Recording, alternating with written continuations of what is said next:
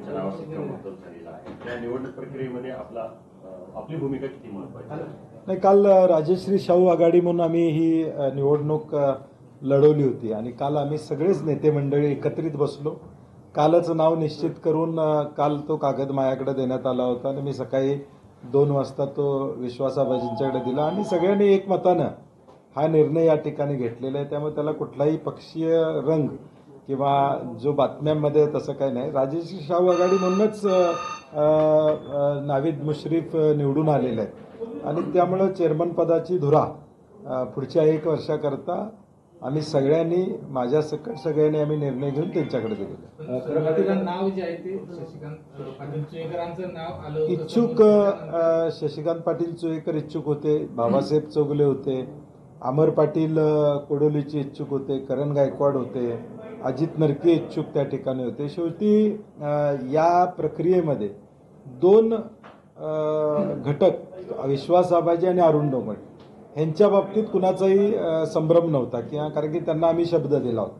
परंतु त्यानंतर प्रत्येक संचालकाला वाटत होते की शेवटचं वर्ष आम्हाला मिळावं आणि म्हणून त्यातल्या त्यात सरासर विचार करून आम्ही प्रत्येकाची इच्छा काल देखील अनेकांनी आपापल्या कार्यकर्त्याला मिळावा अशी इच्छा व्यक्त केली आणि म्हणून शेवटी आम्ही सर्वांमते ठरवलं की नावीद मुश्रीफांनाही जबाबदारी द्यावी. काँग्रेसच्या वोटातील अध्यक्ष नको याच्यासाठी राज्य पातळीवरून फिल्डिंग लागली का आणि सतेज पाटील त्याच्यामध्ये अडकले?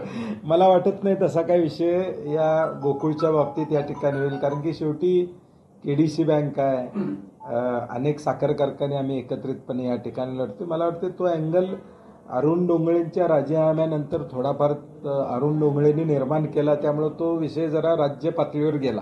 नाही तर तसा काय त्याला अँगल आहे असं वाटायचं मला कारण नाही.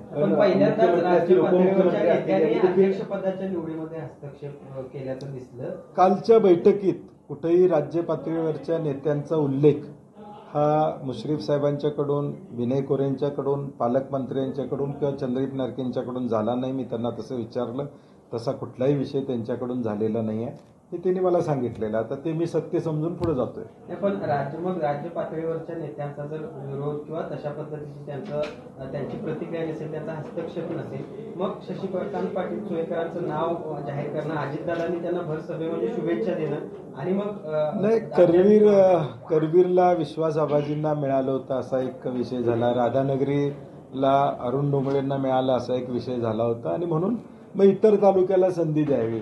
मग मी म्हटलं तसं अमर पाटील इच्छुक होते, शाहूवाडीतने इच्छुक होते, परत पन्हाळ्यातून अजित नरके इच्छुक होते आणि मग यातून आम्ही सगळ्यांनी काल एक जो 1-1.5 तास आमची बैठक चालली तेवढ्यासाठीच की एकमत करणं आणि म्हणून एकमतानं आम्ही या नावावर शिक्कामोर्तब केलं. कुठल्या एका विषयाला घेऊन सगळे सगळ्याच विषयाला घेऊन, कारण की शेवटी राजश्री शाहू आघाडी म्हणून या गोकुळच्या संघर्षात मी गेले 15 वर्ष हा संघर्ष या ठिकाणी करतोय.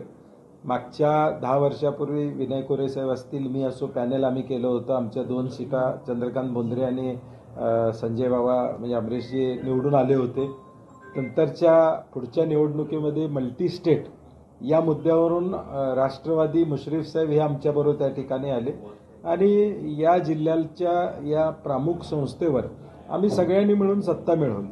ही मिळवत असताना एक अपप्रवृत्ती बाजूला ठेवायची, एक स्वतःच्या फायद्यासाठी गोकुळ जे चालवत होते टँकरसाठी त्यांना बाजूला करण्यासाठी आणि दूध उत्पादकाला 4 पैसे मिळवून देण्यासाठी आम्ही सगळे एकत्र आलो आणि ते गेल्या 4 वर्षामध्ये आपल्याला दिसून आलं असेल की 11-12 रुपये दर म्हशीला आम्ही जास्त देण्याचं काम त्या ठिकाणी केलं आणि मुंबईमध्ये विस्तारीकरण असू देत किंवा अनेक चांगले प्रकल्प, सोलरचा प्रकल्प असू दे, पेट्रोल पंप चालू करण्याचा विषय असू दे, 18 लाखापर्यंत विक्री नेण्याचा विषय असू दे, हे सगळे विषय आम्ही हाताळले. जे पूर्वीच्या काळामध्ये एका व्यक्तीकडं हा गोकुळ होता, एका व्यक्तीच्या भोवती हा गोकुळ फिरत होता. आता हा गोकुळ 5 लाख शेतकऱ्यांच्या भोवती फिरवायचं काम गेल्या 4 वर्षामध्ये आम्ही केलेलं आहे.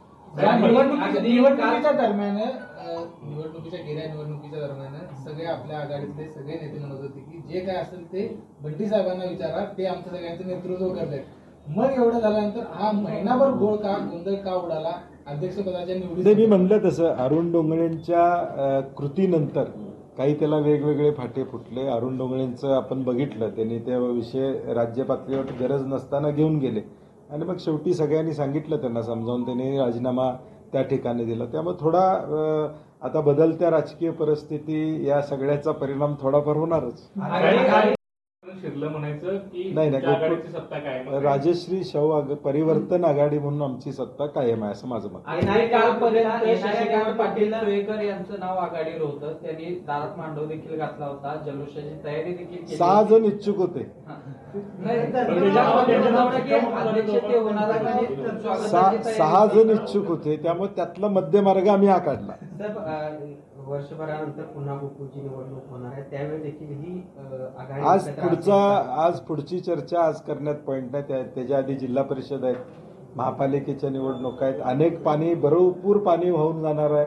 अवकाळीत थोडा पूर आलता, अजून पाऊस पडणार आहे, अजून पूर येईल, महापूर येईल, काय काय होणार आहे.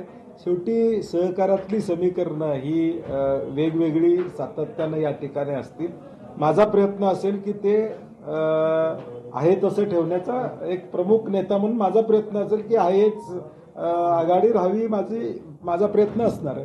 नवीन मुस्लिम महायुतीची आघाडीची का परिवर्तन आघाडीची अध्यक्ष? नाही तर मगाशीच बोललो मी त्याच्यावर. चला, धन्यवाद.